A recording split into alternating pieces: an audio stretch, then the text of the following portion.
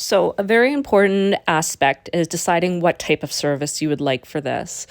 Are you hoping to have more of a traditional funeral service where there is an actual service followed by a reception? Are you looking at having something that is more of a celebration of life with the urn present and a private interment after? Are you looking at doing a scattering and everyone's present? Are you looking at doing what's called a graveside service? For me, what made sense was doing what's called a graveside service. And it is where my family met with me at the gates of the cemetery on the day of the funeral. And they followed me in. I knew exactly where the gravesite was. So everyone got in their vehicles. They followed my vehicle to the gravesite. And when we got there, I ended up having a hired, what's called a funeral celebrant.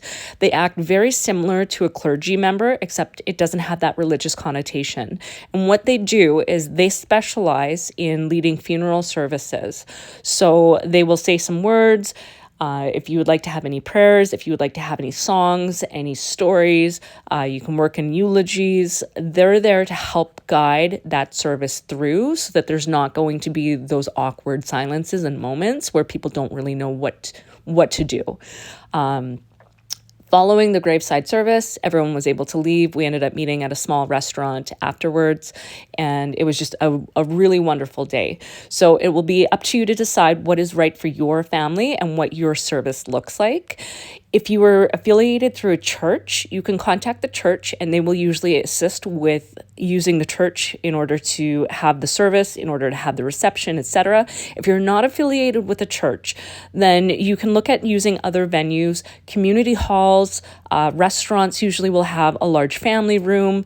There are many different places that you're able to host any kind of function or celebration of life.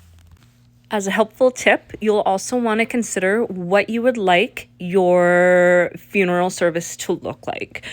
So for my graveside service for my father, I ended up having a table set up and I had the urn on it. We had paintings that he had painted on there. We had some flowers, a few keepsakes, some photos.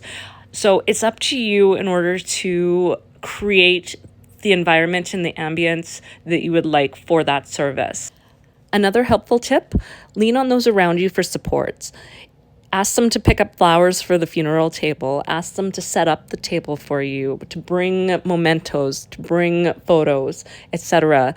People want to help, they just don't know how.